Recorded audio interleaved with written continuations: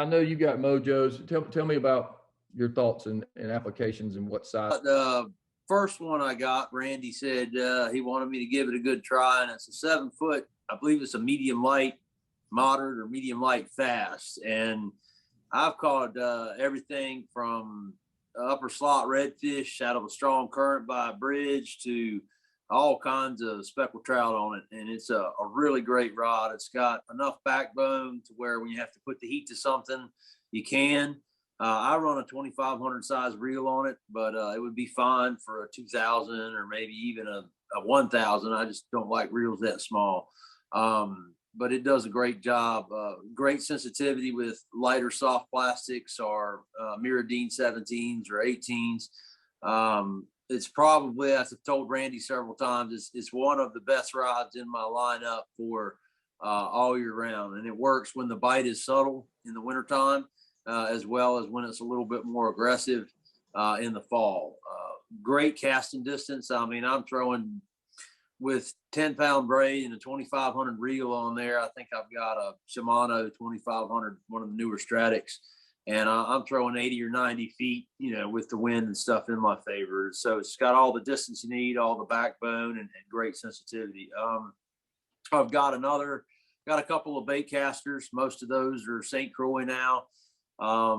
They all do good. I'm a little partial to the moderate tip or the fast tip with them for working that top water. Doesn't seem like you have to work as hard when you're working that top water. And then when you want to get that slingshot pitch going with the bait caster, it makes it a lot easier for that too. And I think that one's a Triumph Inshore Series 8 to 15 with a fast tip. And I use that one for, I wanted enough backbone to throw Paul Brown's Fat Boys and Miradine 27s, and it does that excellent. And I can switch to top water with it. Or work 3/16 and up jig weight with it, no problem. It would really do everything I want it to. I just tend to get a little more specialized with my bait casters. What are you using for your popping corks? Because I know a lot of people, that's what they fish with a lot. It's getting that time of year. I have a Mojo inshore that I got from Randy. It's a 7'6", and it is the 8 to 15 with the fast tip. And it's great. You can get a really loud pop easy, because that's what it boils down to. You get tired of working that cork, especially the louder cork, throughout the course of the day. And this is the one I use for slot drum and speckled trout and stuff like that. I also, if I hooked up with a trophy redfish, I probably wouldn't be afraid to run him down and fight him with that rod. But as far as throwing a cork, the way I like to throw it, I prefer the 8 to 15 line weight size with that.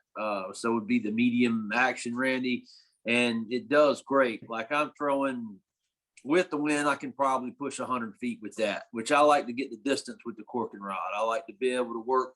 It's my long range bomber whenever I have to work the corking rod. And that would be year in or season in and season out. That medium action with the fast tip in the Mojo inshore would be where I would, recommend most of my clients to be at.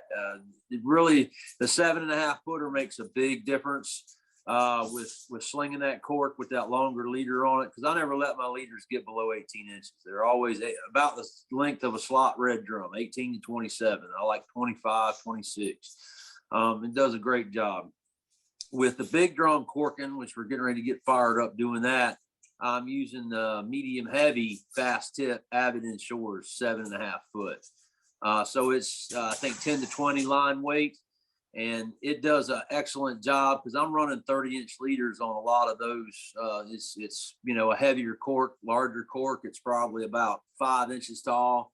And then I'm running 30-inch leaders under that with 1/4 ounce weight and 4 or 5 inch soft plastics most of the time.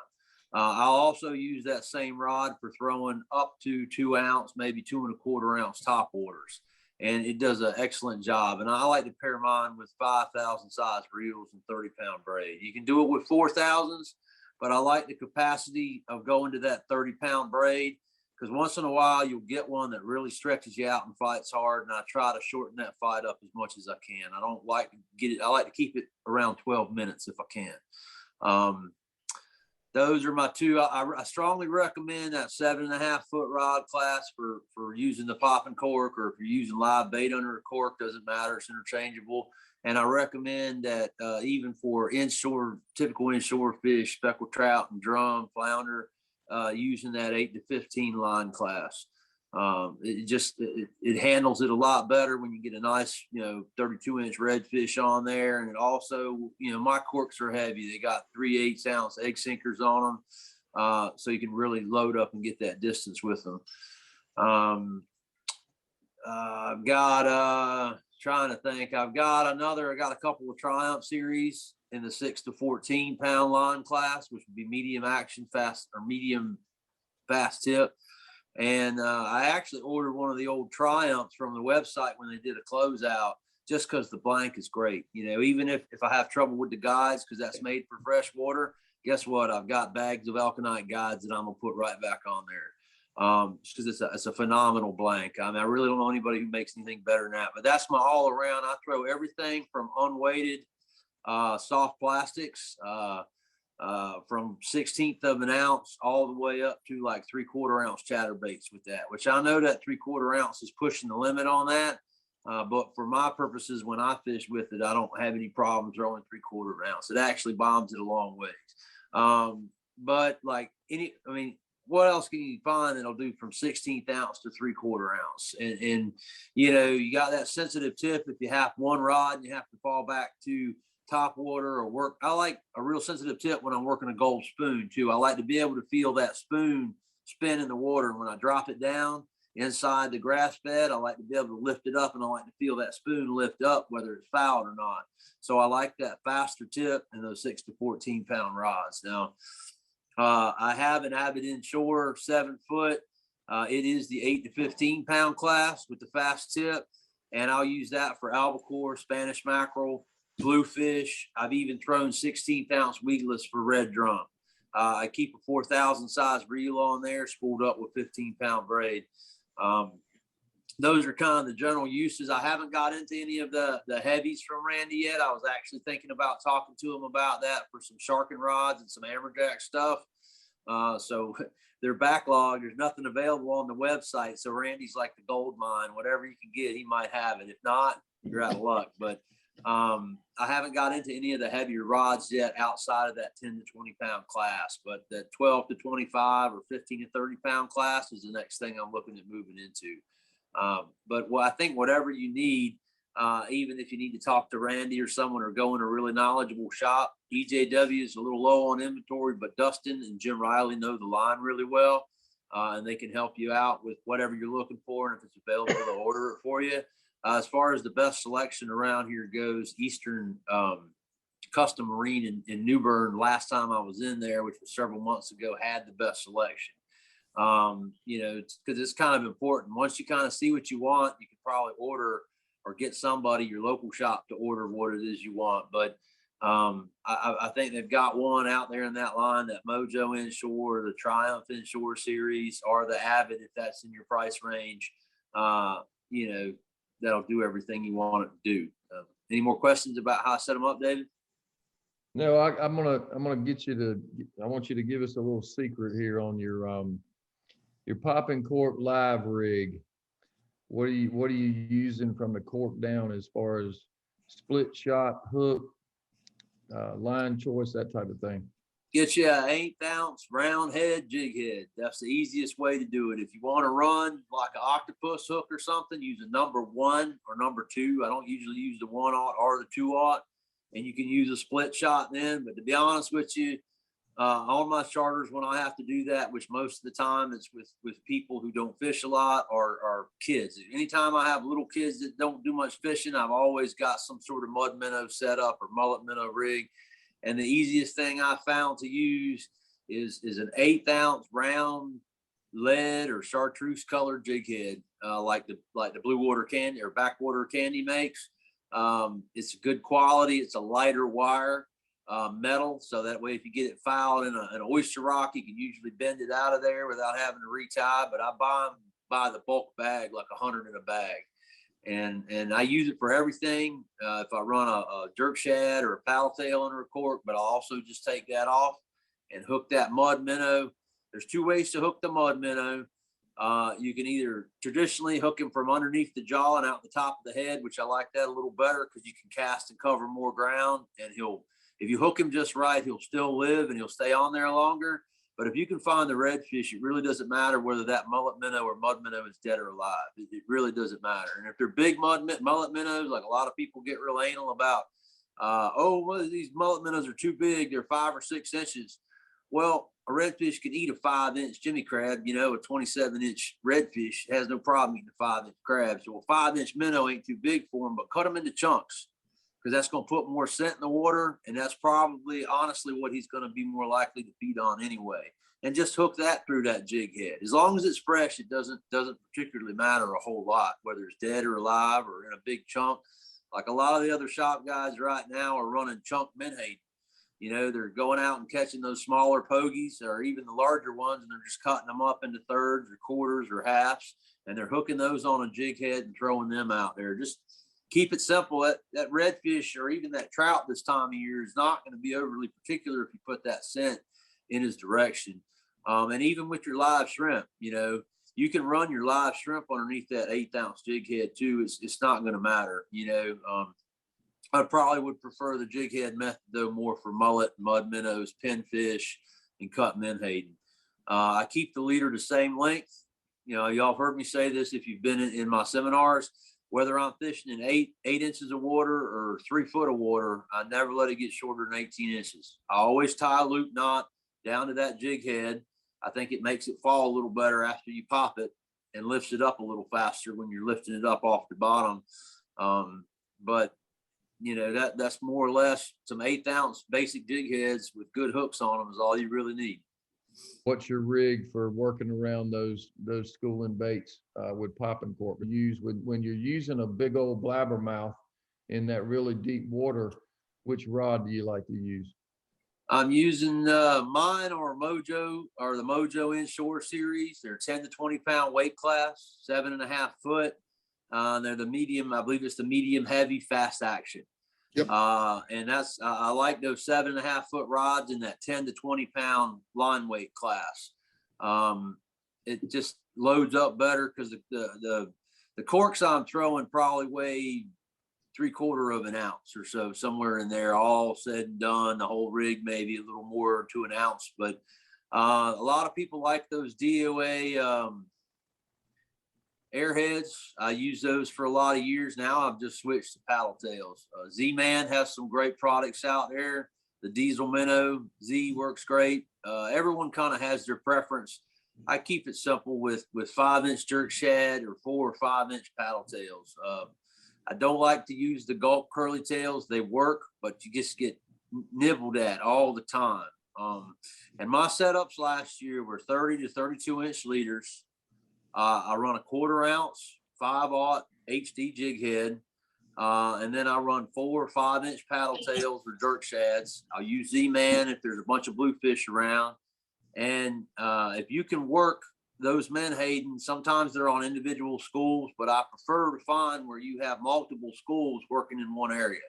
And you don't have to throw right up inside that school.